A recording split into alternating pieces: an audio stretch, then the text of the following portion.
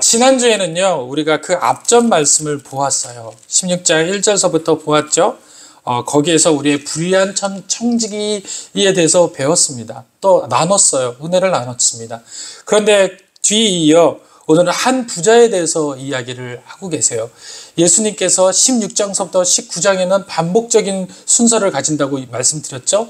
어떨 경우에는 제자들에게 이야기하는 말씀이 시작되었다가 그 본문 가운데서 나중에는 제자들만 이야기하는 것이 아니라 또 부자에게 향한 또 이야기를 하셨다가 또 어떤 말씀에는요, 부자에게 먼저 하셨다가 또 반복해서 또 제자들에게 이야기하는 그 말씀을 하셨다라고 이야기를 드렸습니다. 그런데 오늘 19절서부터는 부자에 대해서 이야기를 하고 있어요. 그럼 오늘 이 부자를 통해서 우리들이 한번 은혜를 나눠보길 할 텐데요. 오늘 제목을 우리가 한번 먼저 읽어보도록 하겠습니다. 다 같이 시작. 세 명의 부자. 본문에는 분명히 한 부자를 이야기를 했는데 제가 말씀을 읽다 보니까 세 명의 부자가 이 누가복음에 나타나더라는 겁니다. 그래서 이 세 명의 부자를 통해서 어떻게 달라지고 또 어떤 은혜가 숨겨져 있는지 우리가 확인하면서 오늘 주님께서 우리들에게 이야기하는 이 시대에 맞는 이야기가 무엇인지 발견하면서 서로가 은혜가 되고 또 예수님을 바라보는 그런 믿음의 눈으로 살기를 간절히 원합니다. 오늘 본문에는요, 이 부자가 자색옷과 고운 베옷을 입고 날마다 호화롭게 즐기더라 라고 이렇게 시작을 하고 있습니다. 예수님께서 예화를 드셨는데 그 예화가 부자에 대한 예화인데 그 부자가 자색옷과 고운 베옷을 입고 날마다 호화롭게 즐겼다라고 이렇게 이야기를 해주고 계세요. 그런데 공교롭게도 이 부자의 이야기를 하기 전에 우리가 먼저 살펴봐야 될 이야기가 있는데 14절을 한번 살펴볼 필요가 있다라는 겁니다. 14절을 다 같이 한번 여러분들이 큰 목소리로 읽어 주시길 바랍니다. 시작.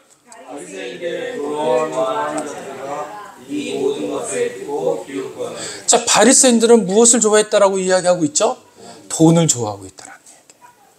그러니까 그들의 실상은 부자였다라는 것을 간접적으로 표현해 주시려고 이야기를 싣고 있습니다. 이 바리새인들에게 지금 이 이야기를 하시고 싶으신 거예요, 예수님께서는. 그런데 그들이 어떤 부자였습니까? 자색옷과 고운 옷을 입는 부자였다라고 이야기를 하고 있습니다. 이 자색옷이라는 것은요, 극히 평범한 사람들이 입을 수 있는 옷이 아닙니다. 모든 부자들이 다 자색옷을 입느냐? 아니었어요. 계층별의 차이가 있는데 부자도 부자이지만 부자보다도 더 월등한 부자, 당시에 영향력 있는 부자, 권력과 부가 함께 있는 사람들, 이 사람들이 이 자색옷을 입었더라는 거예요. 그러니까 지금 말하면 정치 지도자나 종교 지도자들, 이런 자들이 자색옷을 입는 부자였다는 얘기예요. 일반적인 부자들을 부자라고 이야기하지 않고 오히려 그 부자 중에서도 극부자, 가장 높은 곳에 있는 부자들을 이야기하고 있습니다. 그래서 이 부자 옷은요, 고운 이 자색옷은 사실은 왜 이 자색옷이 비싸다라고 얘기하냐면요, 당시에 옷을 물을 들인다라는 것은, 염료를 쓴다라는 것은 있을 수 없는 일이었어요. 그냥 있는 그대로의 그 원단들을 사용하는 것이 일반적이었는데 이 염료를 들인다는 것은 이스라엘 백성들이 이스라엘 그 땅에서 나올 수 있는 그런 것이 아니었어요. 어떤 문물이었냐면 로마에서 발생된 문물을 받아들이는데 부에서도 가장 근접한 친한 사람들, 이런 자들에게 이 자색옷을 입을 수 있는 그런 부의 가치들을 가지고 있다는 겁니다. 다시 말하면 이 부자는요, 그냥 부자가 아니라 정치적으로 너무도 월등한, 그래서 염료 사용되는 그 옷들을 사 입을 수 있을 만한 능력을 가진 자라고 이야기할 수 있습니다. 또 이 염료가 이 비싼 것으로만 그치지 않아요. 또 이 자색이라는 색깔은 신분을 이야기합니다. 누가 입을 수 있냐면요, 왕족들이라든지 귀족들이 입을 수 있는 거예요. 그 정치 지도자들이 입을 수 있는 옷들이 바로 이 자색옷이다라고 이야기합니다. 그러니까 이 부자는요, 정치 지도자든지 아니면 왕족이든지 귀족이든지 아니면 로마와 아주 밀접한 관계가 있든지 그런 자들입니다. 그러니 이 사람들이 누구다라고 지금 예수님께서 이야기하고 싶으신 겁니까? 같이 따라합시다. 바리새인들이라고 이야기를 애둘러서 이렇게 표현을 하고 계신 것입니다.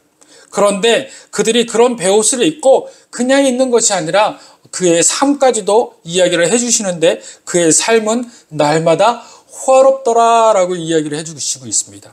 우리가 그 본문 앞에 16장에 보면 어떤 부자가 청지기가 있는데 그 청지기가 그 주인의 소유를 어떻게 했다라고 이야기를 하시고 계셨어요. 낭비하고 있었더라라고 이야기한 것과 이 본문의 배치가 같은 겁니다. 그래서 이 부자는요, 호화롭게 즐긴다라는 이 자체, 다시 말하면 쓸데없이 낭비하고 있었더라, 소비하고 있었더라, 그렇다라는 거예요. 근데 이 낭비와 소비가 누구에게 하고 있었습니까? 바로 자기 자신에게 하고 있다라는 거예요. 자기 자신을 위해서 허비하고 낭비하고 소비하고 있다는 겁니다. 그런데 그 이유를 우리가 그럼 자기 자신에게 어떻게 낭비하고 소비하고 있었을까요? 라고 보고자 한다면 20절을 읽어보면 바로 알 수가 있어요. 20절을 보니까 그런데 나사로라 이름하는 한 거지가 헌데투성이로 그의 대문 앞에 버려진 채 그 부자에서 상에서 떨어지는 것으로 배불리를 하며 심지어 개들이 와서 그 헌데를 핥더라 이렇게 이야기하고 있습니다.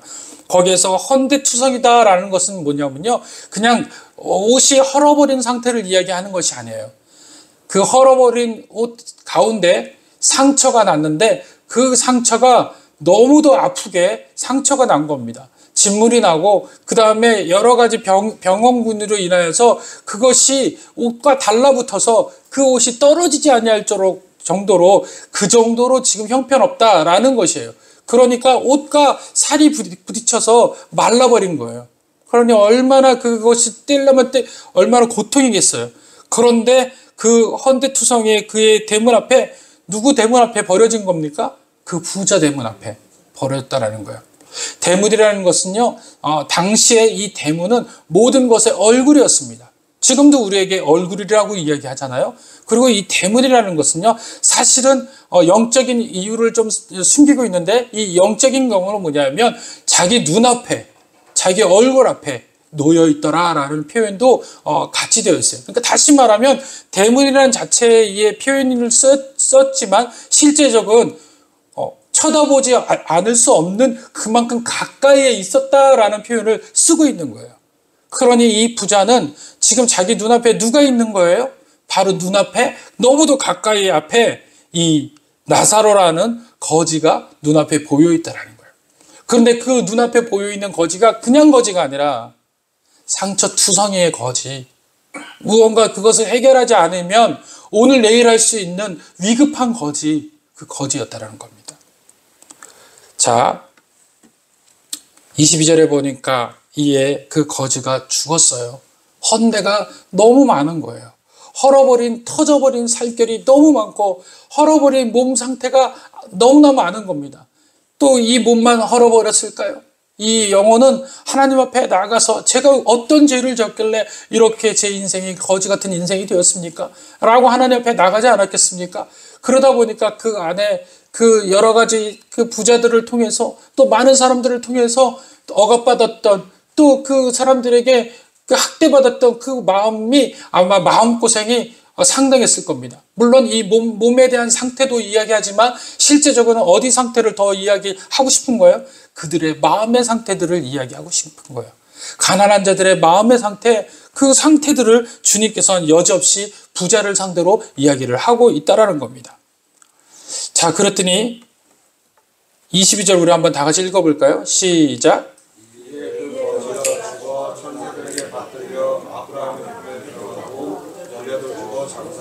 자, 여기서 두 명의 그 사람에 대해서 이제 결론을 지어주는데 그 결론을 뭐라고 이야기하냐면 두 명 다 죽음을 맞이했더라라고 이야기합니다. 다시 말하면 부자로 산다라는 것이 하나님의 복일 수도 있지만 그걸로 인해서 죽음에서부터 건지심을 받을 수 있는 어떤 히든 카드가 될 수는 없다라는 거예요. 거지 역시 가난함으로 인하여서 그가 가난하게 살았지만 불쌍하게 살았지만 죽음을 막을 수 있는 능력은 그에게도 없다라는 겁니다. 그러니 다시 말하면 거지나 부자나 한 곳에서 죽을 수 있는 그런 것이라는 거예요. 다시 말하면 죽음 앞에서는 누구도 막을 수 없다라는 거예요. 죽음 앞에서는 누구도 그것에 대해서 변명할 수 없게 됐다라는 겁니다. 근데 이 죽음이라는 것도 지난주에 제가 여러분들과 함께 나누면서 고민해봤던 방법입니다. 지난주에 우리가 이 죽음에 대해서 무엇을 통해서 알게 됐다고 이야기합니까? 다시 말하면 그 불의한 재판장, 아니 불의한 청지기에게 이 죽음이 있었을 때 그 불의한 청지기는 어떤 생각을 합니까? 그 직장에서 그가 정리해고를 당했다라는 그 이야기가 그 인생에서는 죽음과 같은 상황이었어요. 그러고 난 다음에 그 청지기는, 불의한 청지기는 삶이 변하기 시작합니다. 미래를 준비하는 자가 되어버렸다라는 거예요. 그런데 오늘 이 두 부자와 이 거지는 준비할 수 있는 시간조차 없이 죽음을 맞이하게 됐다는 겁니다. 저와 여러분들이 준비할 수 없는 시간이 맞이한다면 저와 여러분들 역시 주님 앞에 죽음 때문에 주님 앞에 가게 된다는 겁니다. 그런데 이 죽음 뒤에는 그 두 가지 효과가 있는데, 첫 번째로는 거지는 죽어서 아브라함 품에 들어갔다라고 얘기해요. 아브라함의 품에 들어갔다라고 이야기하는 것은 어디에 영향력이 있냐면요, 그가 아브라함은 무엇의 조상이시죠? 믿음의 조상이에요. 그래서 아브라함 품에 들어갔다라는 이 표현을 예수님께서 썼다라는 의미는요, 그가 믿음 때문에 아브라함 품에 들어갔다라고 이야기하는 것과 같습니다. 다시 말하면 그에게 믿음이 있었다라는 이야기를 함축적으로 이야기할 수 있는 겁니다. 그래서 거지는요, 믿음이 있었어요. 삶 가운데 믿음을 가지고 살았더라는 겁니다. 그래서 아브라함의 품에 들어갔고, 부자는 죽어서 어떻게 됐다고 이야기합니까? 그냥 장사되었다고 얘기해요. 무덤 속에 들어갔다라고 이야기하는 겁니다. 미래를 준비하지 못하고 무덤에 들어갔다라고 이야기를 해주고 있습니다. 그런데 그가 음부 중에서 누가 이야기합니까? 그라는 지칭은 바로 부자를 이야기합니다. 그가 음부 중에서, 고통 중에서 눈을 들어 멀리 아브라함의 그의 품에서 있는 나사로를 보고 불러 이르되, 아버지 아브라함이여, 나를 긍휼히 여기사 나사로를 보내어 그 손가락 끝에 물을 찍어 내 혀를 서늘하게 하소서. 내가 이 불꽃 가운데 괴로워하나이다. 이 부자는 지옥에 가서도 여전히 자기 인생이 부자인 줄 알고 있어요. 뭐냐면요, 거기서 지금 나사로를 통해서, 나사로는 직업이 뭐였죠? 거지였어요. 신분이 뭐였습니까? 불우한 거지였습니다. 그를 불러서 자기에게 아브라함한테, 아브라함이여, 당신의 손에 물을 찍어서 나에게 내 혀 끝에 물을 찍어주세요라고 이야기하지 않았어요. 감히 아브라함한테는 못하고 누구에게 이야기합니까? 만만한 나사로에게 이야기하고 있어요. 여전히 자기가 부자고 여전히 거기서 보이는 나사로는 자기 밑에 있는, 자기가 아무렇지도 않게 여길 수 있는 그런 신분의 거지다라고 생각했는지 모르지만, 아무튼 그를 불러 나에게 혀 끝에 물을 서늘하게 해달라고 이야기하는 것이었습니다. 그랬더니 아브라함이 이르되, 너는 살았을 때 좋은 곳을 받았고 나사로는 고난을 받았으니 이것을 기억하라 라고 이야기합니다. 그리고 이제 그는 여기서 위로를 받고 너는 괴로움을 받느니라 라고 이야기를 해주고 있어요. 그리고 뒤에는 그렇게 이야기를 해서 이 부자에 대한 이야기를 또 예수님께서 마무리하고 있다는 겁니다. 저는 한 주 동안에 이 부자에 대한 이야기를 듣고서 많은 생각을 해봤습니다. 도대체 그러면 성경에서 이야기하는, 주님께서 이야기하는 그럼 말씀의 요지가 무엇일까? 목적이 무엇일까? 모든 부자는 그럼 다 지옥에 가는 건가? 그리고 모든 가난한 자는 다 천국에 가는 건가? 아니다라는 겁니다. 부자와 가난함으로 천국에 가고 또 하나님의 은혜를 입는 것이 아니라는 거예요. 우리가 오늘 그것을 오늘 말씀 가운데서 찾고자 하는 것입니다. 그래서 제가 18장에 있는 부자를 보았고, 누가복음 19장에 있는 부자를 또 보았습니다. 18장에 있는 부자는요, 청년 부자였어요. 그리고 19장의 부자는요, 세리이면서 기득권자이면서도 그가 가지고 있는 부가 많았던 사람이었습니다. 그런데 공교롭게도 이상한 것은 여러 가지가 있었는데, 그들을 통해서 볼 수 있었던 것이 바로 부자가 왜 하나님 앞에, 이 본문에 있는 부자, 16장에 있는 부자가 왜 하나님 앞에 또 아브라함 앞에 품에 안기지 아니했을까라는 생각이 들었습니다. 그 첫 번째는요, 보니까 가지 못했던 이유는, 여러분들 봅니까? 23절을 다 같이 한번 읽어보겠습니다. 16장 23절 시작. 그가 무에서 보통 중에 눈을 들어 멀리 아브라함과 그의 품에 있는 나사로, 그의 눈이 먼저 잘못되었다는 걸 알게 되었던 거예요. 그의 시선이 잘못되었다는 걸 알게 되었던 거예요. 보니까 이 23절에 보면 이 부자는 그의 시선이 지금 어디에 있어요? 지옥에서 어디를 향하여서요? 천국을 향하여서 눈을 돌리고 있더라는 겁니다. 이 사람은 이 땅 가운데서 눈은 어디에 있었어요? 자기 자신에 있었고, 땅에 있었고, 부와 권세에 있었고, 권력에 있었고, 재물에 있었어요. 자기 시선이 거기에 멈춰져 있어요.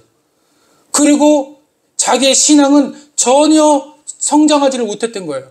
하나님을 알지 못했던 겁니다. 왜 하나님을 알지 못했나 싶었더니만 그가 생각했던 그 복의 기준은 하나님께서 믿음이 있는 자들에게 복을 주신다라는 그 율법적인 은혜 때문에 그랬다라는 거예요.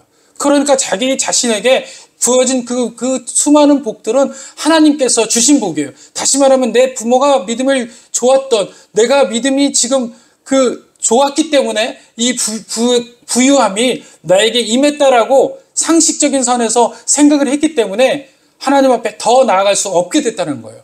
부가 자기의 믿음을 가로막게 있다라는 거예요. 이 정도의 부는 하나님의 은혜 없이는 도저히 있을 수 없으니 나는 지금 잘 살고 있어. 잘 믿고 있어. 하나님 앞에 잘 연합하고 있어. 라는 스스로의 위로감 때문에 하나님을 향한 눈이 땅 위에 머물고 말았다라는 거예요. 그의 눈은요, 시선은요, 땅에 머물고 말았어요. 그래서 하늘을 바라보지 못하는 그런 눈을 가지고 있다라는 겁니다. 그런데 오늘 나사로는 그의 눈이 어디에 있었어요? 믿음에 있었어요. 하늘에 있었습니다. 왜 처음에 말씀을 드렸던 것처럼 24절에 아브라함을 통해 가지고 아브라함의 품에 있다라는 그 이야기는 믿음의 조상 아브라함을 통해서라도 이가 가진 것이 믿음이라는 거예요. 믿음이라는 것은 어떤 겁니까? 하늘을 바라보고 있는 것이 믿음이에요. 그것이 믿음입니다. 그래서 히브리서 기자는요, 믿음의 조상을 아브라함을 이야기할 때 이 아브라함을 출애굽의 그 창세기에서 끌어다 쓰는데 그 창세기에서 하나님께서 이렇게 이야기합니다. 그의 믿음을 통하여서 그가 의롭다라고 하나님께서 이야기하시는 부분이 나와요. 그가 의롭게 됐다라는 것은 무엇 때문에요? 믿음 때문이었더라. 하나님 말씀대로 믿었기 때문에 그가 의로움으로 구원받게 되었다는 사실이에요. 그러니 다시 말하면, 역으로 말하면 가난한 이 거지가 구원받게 된 건 뭐 때문에 그래요? 자기의 능력, 자기의 행위, 자기의 일반적인 그런 사건 때문에 그 구원을 받은 것이 아니라 오직 한 가지, 하나님을 믿는 믿음 때문이었다는 거예요. 그 믿는 믿음은 어디서 출발하느냐? 눈을 하늘에 두는 것에서부터 시작된다는 것입니다. 할렐루야. 오늘 이 부자는요, 그 눈을 땅 아래 가운데 생각을 했던 반면 이 가난한 나사로는 하늘을 향해서 눈을 돌리고 있었다는 겁니다. 그러면 이 사람만 그랬을까요? 18절에 봤던 그 부자도 역시 그의 눈은 어디에 있었냐면 행위에 눈을 두고 있더라는 겁니다. 여러분 한번 18장을 한번 찾아보도록 하겠습니다. 18장 18절 다 같이 한번 읽어볼까요? 시작. 어떤 관리가 너의 때 선한 사랑이냐 내가 무엇을 하여야 영생을 얻으리까. 자, 무엇을 하여야 영생을 얻습니까? 영생에 대해서, 구원에 대해서 생각을 하고 있는 것 같지만 실은 어디에 지금 방점을 두고 있습니까? 자기 행위에 방점을 두고 있어요. 내가 어떻게 해야지 구원을 받을 수 있냐라는 거예요. 내가 무슨 일을 해야지 구원을 받을 수 있겠냐라는 거예요. 그랬더니 예수님께서 이렇게 이야기합니다. 너 계명을 알지? 그러면서 이렇게 합니다. 간음하지 말라, 살인하지 말라, 도둑질하지 말라, 거짓 증언하지 말라, 내 부모를 공경하라 하였느니라. 예수님께서 이렇게 이야기하고 있어요. 그랬더니 21절에 여짜오되 이것은 내가 어려서부터 다 지켰나이다. 행해했다라는 거예요. 지켜왔다라는 거예요. 그걸로 구원받을 수 있죠 라고 지금 이야기하고 있는 거예요. 이거 말고도 또 한 가지 있다면 내가 그거 지킬게요. 저는 이때까지 이골이 난 사람이에요. 어렸을 때부터 주님 말씀이라면 행동으로 제가 무엇이든 했던 사람입니다. 그래서요, 교회 안에서 이런 분들이 많아요. 교회 안에서 열심으로 나는 내가 무슨 믿음이 있어, 나 믿음이 연약해. 그러나 내가 뭐 교회를 위해서 열심히 하는 거지. 청소해야지, 또 내가 밥 해야지, 내가 뭘 할 수 있나? 내가 할 수 있는 거 이거밖에 없어. 이렇게 말씀들을 하시는 분들이 계세요. 절대 그걸로 인해서 구원받을 수 없습니다. 그 봉사를 많이 한다고 해가지고 하나님의 은혜를 더 입고 그걸로 인해서 구원받을 수 있다? 어디에도 그런 말씀이 나온 적이 없어요. 그럼 어떻게 할 수 있습니까? 믿음으로 할 수 있다는 거예요.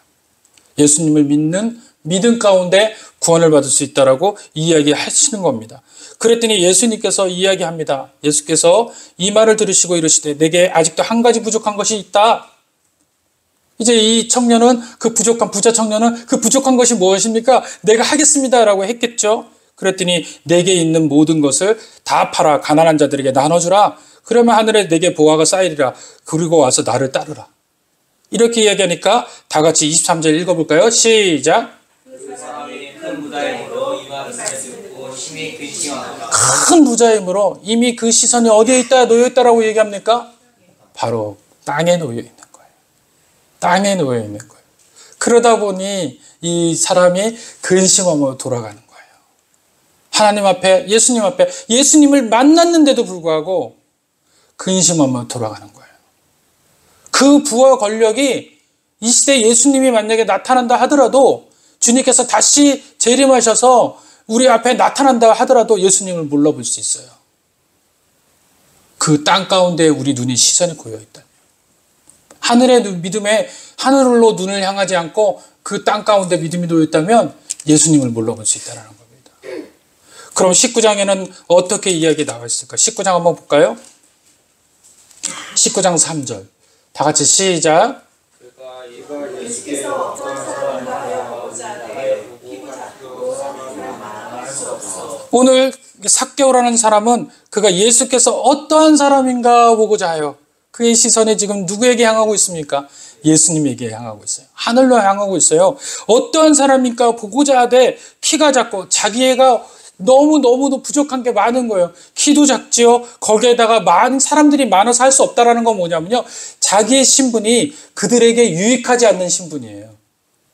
그들이 좋아하지 않는 신분입니다. 세리라는 직업 때문에 많은 사람들이 그를 죄인이라고 보는 그 직업 중에 한 사람이었어요.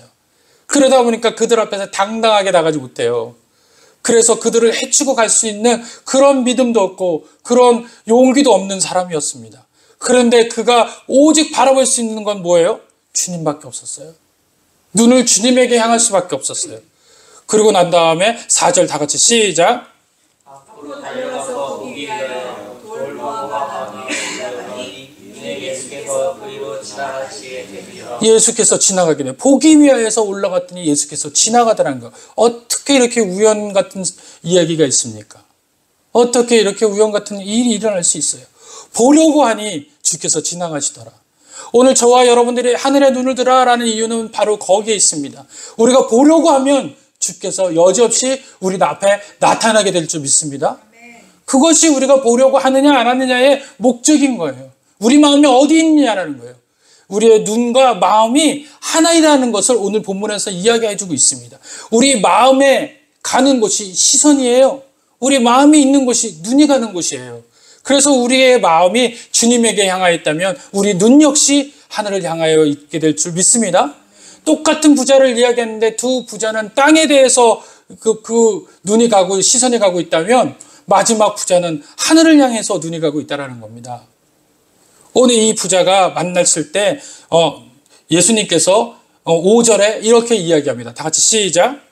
예수께서 옷에 쳐다보시고 이르시되 삭개오야 속히 내려오라. 내가 오늘 내 집에 유하여. 아멘. 예수께서 보시고 삭개오가 보려고 하니 예수께서 보시고 두 눈이 마주치니 하나님의 은혜들을 깨닫기 시작한 겁니다. 주님의 은혜를 알게 되는 거예요. 하늘로 눈을 향해서 하나님에게 눈을 마주칠 때 우리가 하나님의 은혜들을 깨닫게 될 줄 믿습니다.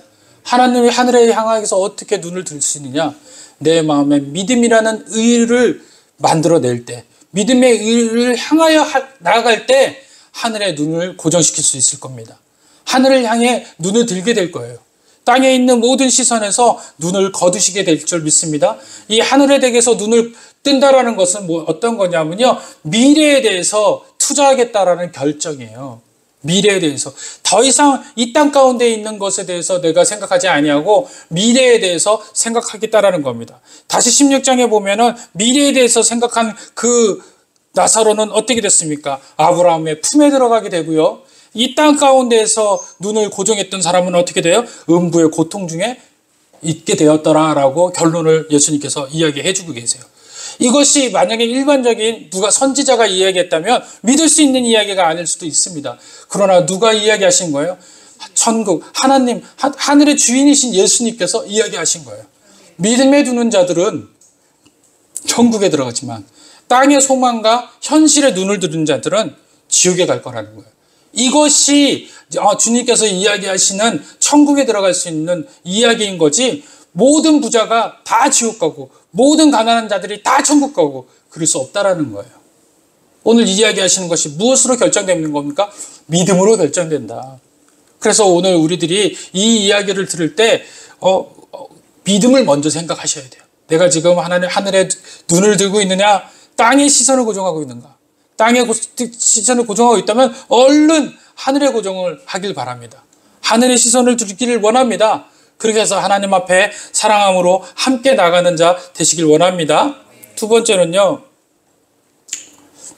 하나님께서 아는 자가 되셔야 돼요. 다시 말하면 하나님의 이름을 부르는 자가 되실 줄 믿습니다. 오늘 본문에 보니까 한 부자가 있는데 이 부자의 이름은 몰라요. 부자의 이름을 몰라요. 그런데 거지의 이름은 뭐죠? 나사로요. 주님이 이름을 부르시잖아요. 오늘 저와 여러분들이 이름 부르는 자가 되시길 원합니다. 이름 부르는 자가 되시길 원합니다. 오늘 18장에 보니까 이 부자의 이름도 몰라요. 부자의 이름을 몰라요. 그냥 그 부자가 있는데 이 부자가 그렇게 있더라라고 이야기를 하고 계셔요. 근데 그 부자의 이름을 모르는데 어떤 관리가 정말 있는데 이 사람의 이름을 예수님께서 안 부르세요. 예수님이 모르셨을까요? 삭개오의 이름은 아는데 이 부자의 이름을 모르셨을까요? 생명책에 쓰이지 않았다는 얘기예요. 도무지 알지 못한다는 얘기입니다. 그런데 여러분들이 알고 있는 19장에 삭개오는 또 이름을 부르세요. 오늘 저와 여러분들이 불러지는 이름 되시길 간절히 원합니다. 하나님이 우리를 부르실 때 그냥 부르시지 않습니다. 출애굽기 33장 17절에는 이렇게 나와 있습니다. 여호와께서 모세에게 이르시되 내가 말하는 이 일도 내가 하리니 너는 내 목전에 은총을 입었고 내가 이름으로도 너를 알미다. 아멘. 이름으로도 아는 자가 되시기를 간절히 원합니다. 우리가 이름으로 그 사람을 안다라고 할 수 없는 것입니다. 히브리인들이 이름에는 세세한 인격의 내용을 포함하고 있어요. 그 사람을 이름으로 안다고 하기에는 부족하고 조금 모자랄 수 있지만 그것이 더 정확하게 이야기하면 마태복음 10장 30절을 살펴보면 그 이야기를 알 수 있습니다. 예수님께서 뭐라고 이야기하시냐면 천국께서 너희에게는 머리털까지 다 세신 바 되었다. 이것이 이름을 아는 거예요. 이름을 안다라고 한 것이 그냥 이름만 아는 것이 아니라 뭐라고 한 거예요? 머리서부터 발끝까지 이미 알고 계시다라는 겁니다. 저와 여러분들에 대한 것은 이미 알고 계세요. 믿습니까? 오늘 이 예배 가운데 오늘 저와 여러분들이 이름을 알게 되는 역사가 되길 원합니다. 이름을 안다라는 것은 또한 동행하셨다라는 증거이기도 합니다. 이 동행이라는 것은요, 어떤 거냐면 손을 잡고 함께 연합해서 함께 호흡하는 것을 동행이라고 이야기를 하세요. 그냥 가는 것을 동행이라고 말하지 아니하고 두 손을 붙잡고 함께 가는 것을 동행이라고 하는 것입니다. 그리고 이 동행이라는 것은요, 앞날의 미래를 주께서 보증하겠다라고 하는 선서이기도 하십니다. 그래서 이 동행이라는 이야기의 포모에는요, 보증과 동시에 주께서 함께 하시겠다고 하시는 약속이 연합된 줄 믿습니다. 그래서 저와 여러분들에게 이름을 안다라는 것은요, 그냥 이름을 아는 것이 아니라 마태복음에서 말씀한 것처럼 머리에서부터 발끝까지 다 아시고 또 내 인생에 대해서 약속하신 은혜를 통해서 보증하시겠다는 거예요. 그래서 내 이름을 안다라는 것을 오늘 귀히 여길 줄 믿습니다. 오늘 이 본문의 세 명의 부자의 중에서 유일하게 안 자는 삭개오와 나사로였습니다. 그들은 각각의 삶 가운데서 틀린 삶을 살았지만 그들은 하나님이 아시는 이름, 예수님이 아시는 이름 안에 거하고 있다는 것입니다. 오늘 저와 여러분들은 무엇이 주님께서 내 이름을 알게 되는 것일까요? 어떻게 해야지 주님이 내 이름을 알게 되는 것입니까? 마태복음 7장 21절에는 이렇게 이야기합니다. 나더러 주여 주여 하는 자마다 다 천국에 들어가는 것이 아니라는 거예요. 그럼 누가 들어가는 겁니까? 아버지 뜻대로 하는 자. 그러면 다시 말하면 아버지께서 아시는 자, 아버지의 이름을 내가 아버지가 알게 되는 가장 큰 역할은 뭡니까? 다 같이 따라합시다. 아버지의 뜻대로 하는 자. 네, 뜻대로 하는 자. 아버지의 뜻대로 하는 자가 바로 아버지께서 이름을 아는 자인 거예요. 저와 여러분들이 하나님께서 우리의 이름을 알고자 하는 자는 누구예요? 아버지 뜻대로. 아버지가 말씀하신 대로 행하려고 노력하는 사람이 아버지가 아는 거예요. 그가 어떤 이름, 아버지가 아무리 이야기해도 말 안 듣는 아들이 있잖아요. 아들이 있잖아요. 그런 아들 되시지 않길 원합니다. 말할 때 알아듣는 자 되시기를 간절히 원합니다. 그리고 마지막으로는 율법의 두 말씀으로 우리가 세 명의 부자를 통해서 알게 되는 은혜를 경험하기를 원합니다. 이 율법의 두 말씀이 뭘까요? 가장 큰 계명이 있어요. 그 계명은 누가복음 10장 27절입니다. 한번 찾아볼까요? 누가복음 10장 27절.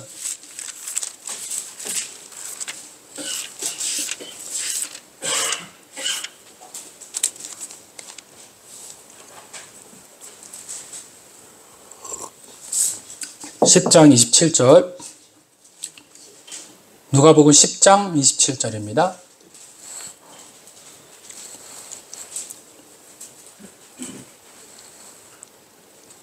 자, 다 같이 읽어볼까요? 시작. 대답하여 이르되 내 마음을 다하여 목숨을 다하여 힘을 다하여 뜻을 다하여 주 너의 하나님을 하나님을 사랑하고 또한 내 이웃을 내 자신같이 사랑하라 하였나이다. 자, 이 부자들은요, 그 바리새이들은요, 율법을 많이 지켰어요. 근데 하나님께서 주신 율법 10계명 이외에도 그들이 시대를 지나가면서 10계명에서 더 많은 것들이 파생되어져 나옵니다. 다시 말하면요, 우리들이 헌법이 있으면 헌법 조항별로 또 그때그때마다 법을 개정해가지고 법이 계속 많아지잖아요. 그 얘기가 뭡니까? 시대에 맞는 법들을 계속 제정해내요. 누가 제정해내는 겁니까? 우리 스스로가 제정해내요. 그걸 더 지키게 하기 위해서. 그러니까 하나님께서 10계명을 주셨다면 그 10계명에 여러 가지를 붙여가지고 이제 법들을, 조항들을 막 만들어내기 시작을 했어요. 그런데 이것을 엄청 지키려고 노력을 합니다. 최선을 다해서 지키려고 노력을 하죠. 그러고 난 다음에 그들이 그것을 잘 지키면 바리새인이라는 그 칭호를 얻게 되고요. 바리새인들이 그 법을 잘 지킴으로 인해서 많은 사람들에게 내가 부유케 된 목적은 이 법을 잘 지켜서요. 십계명을 잘 지켜서요. 또는 율법을 잘 지켜서 내가 하나님으로부터 복을 받은 거예요. 그래서 많은 사람들에게 그게 자랑이 되어버린 거예요. 그 가난한 자들 앞에서 그들 앞에서 소리 높여 기도하고 누구보다도 잘 지킴으로 인하여서 얻게 되는 복이 이거다라고 자랑을 하게 되는 겁니다. 자기의 상황에서 생활에서 그것이 많은 사람들에게 자랑을 하게 되는 겁니다. 그런데 오늘 그 모든 것을 딱 종지부를 찍으셨어요. 예수님께서. 여러 율법들이 있는데 그것을 딱 두 가지로 압축시킬 수 있는데 첫 번째는 뭐라고 이야기합니까?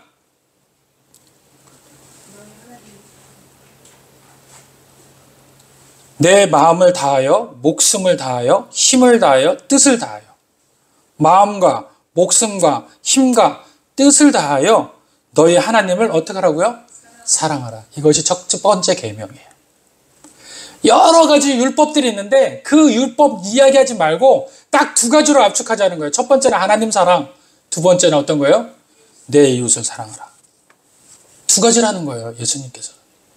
오늘 이 율법대로 가장 큰 계명은 두 가지인데 이 두 가지의 계명이 둘 다 뭘 하라는 거예요? 사랑하라는 거예요. 사랑하라는 거. 사랑을 하는 거예요.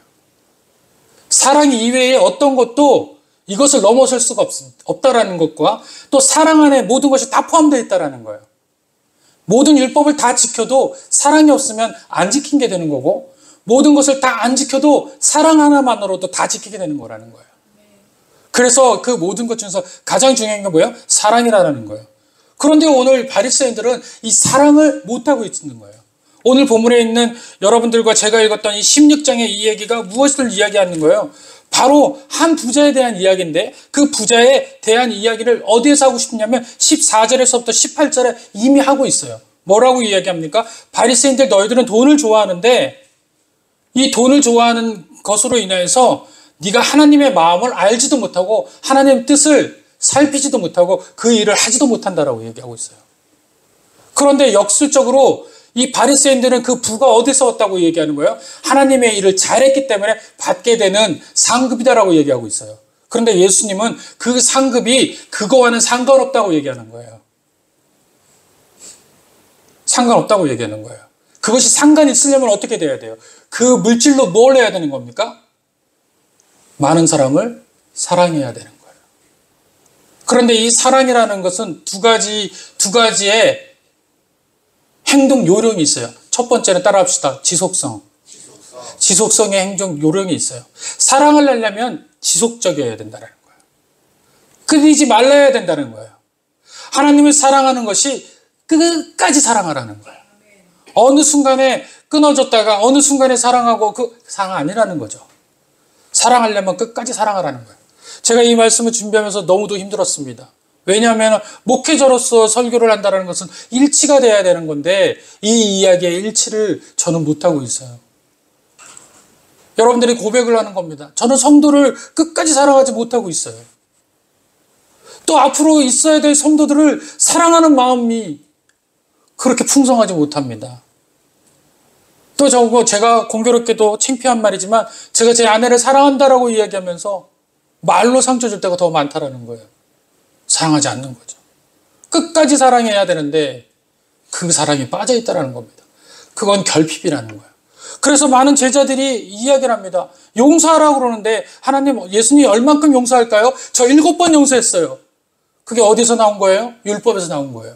율법에서 왜 7번이라고 규정 짓고 있냐면 하나님의 완전수니까 7번 용서하면 완전한 수에 합당하니까 자기들의 상식적인 견에서 율법을 정해놓은 거예요. 그 이상은 자기들도 못합니다. 용서를. 그러니까 예수님이 뭐라고 얘기하세요? 7번씩 70번씩 용서하라. 다시 말하면 끝없이 용서하라 라고 이야기한 거예요. 그랬더니 제자들이 뭐라고 이야기합니까? 주여, 제게 끝없이 용서할 수 있는 믿음을 허락하여 주시옵소서. 전혀 생뚱맞는 이야기를 해요. 용서할 수 있는 방법을 이야기해야지 어떻게 믿음을 이야기해요? 왜 믿음을 이야기할까요? 그것은 그렇게 용서할 수 있는 거는 신만이 할 수 있는 거예요. 사람이 못해요. 그러니 신이 할 수 있도록 그 믿음을 제게 주세요. 그러니 주님이 뭐라고 이야기하십니까? 너희가 할 수 없지만 하나님께서는 할 수 있다라는 거예요. 하나님이 하실 수 있다라는 거예요. 그러니 어디에 속하라는 거예요? 하늘에 속하고 하늘의 눈을 향하여 들러라는 겁니다. 너희가 할 수 없기 때문에 하나님이 하실 거니 하나님 말씀대로 가라는 거예요. 그래서 여러분들이 사랑하는 사람들이 생깁니까?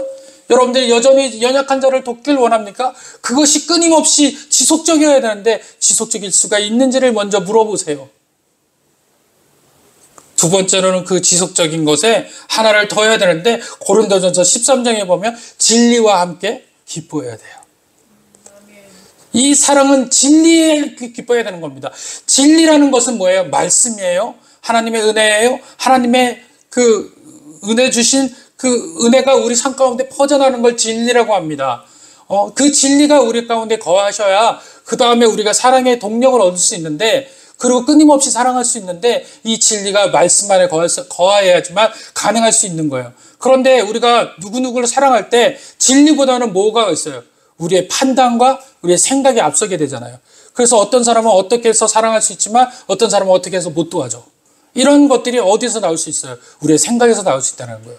생각을 따르지 말고 진리에 연합하라는 거예요. 그러면 내가 하려고 도와주는 것이 아니라 내 안에 계신 하나님의 마음이 그를 돕게 되고 주위에 있는 것을 밝히게 된다는 거예요. 또 이 진리는요, 어떤 것을 통해서 은혜가 되냐면요, 나도 모르게 사랑을 베푸고 사랑에 힘썼을 때 요한 1서에서 이야기하는 것처럼 사랑의 본질은 누구세요? 사랑의 본체는 하나님이시다라고 이야기하시는 것처럼 내 삶 가운데서 그렇게 진리에 따라서 하나님의 사랑을 또 연합해가지고 열심을 할 때 내 삶 가운데 뭐가 드러나요? 하나님의 성품이 드러나는 거예요. 내가 드러나는 게 아니라 내가 할 수 없는 것을 할 때는 분명히 하나님께서 드러나게 된다는 겁니다. 그럴 때 주위에 있는 사람들은 나의 모습을 보고 누구를 발견하게 되는 거죠? 하나님을 발견하게 되는 거예요. 왜냐하면 이 땅 가운데 저렇게 한 사람이 없으니까. 어느 때 그렇게 되느냐? 사랑의 지속력을 가질 때 그렇게 되는 겁니다. 또한 사랑의 진리와 함께 갈 때, 말씀과 함께 연합할 때 그렇게 사랑이 우리 삶 가운데 일어날 줄 믿습니다. 그래서 제가 이번 주에도 일주일 동안 이 말씀을 묵상하면서 하나님, 내 안에 사랑이 없어요. 어저께까지도 사랑이 없어요. 근데 오늘 새벽 아침에 이 이야기를 하는 겁니다. 네 안에 진리가 없으니, 네 안에 사랑의 지속력이 없으니 이제 나에게 구하라는 거예요. 너 스스로 그 사랑하려고 하지 말고 하나님의 은혜 가운데서 포함되어진 사랑으로 연합하시기를 간절히 축원드립니다. 말씀을 마칩니다. 가난한 자들을 구제하고 또 이런 것이 뭡니까? 바로 이 모든 것이 우리들이 부유함을 이야기하는 거예요. 어떤 부유함을 더합니까? 육신적인 물질의 부유함도 받아야 됩니다. 이걸 무시하셔서는 안 돼요. 그걸로 많은 사람들을 도와줄 수 있기 때문에 그렇습니다. 여러분들 물질의 부유함이 있는 건 하나님의 복이에요. 은혜예요. 감동입니다. 거기에 영적 부유함을 더하시길 바랍니다. 할렐루야. 그래서 이 영적 부유함과 물질의 부유함을 통해서 여러분들이 이 땅 가운데 하나님의 사랑을 드러내시는 저와 여러분 되길 간절히 축원드립니다. 그럴 때 여러분들이 진정한 부유한 자가 되시는 거예요. 오늘 여러분들은 부유한 자입니다. 왜? 이미 영적 부유함을 여러분들이 가지고 계시기 때문에 그래요. 그리고 이 부유함을 통해서 육신적인 부유함이 여러분들에게 임하게 될 줄로 제가 주의 입술로 또 주의 종의 입술로 여러분들에게 축원드립니다. 기도하겠습니다.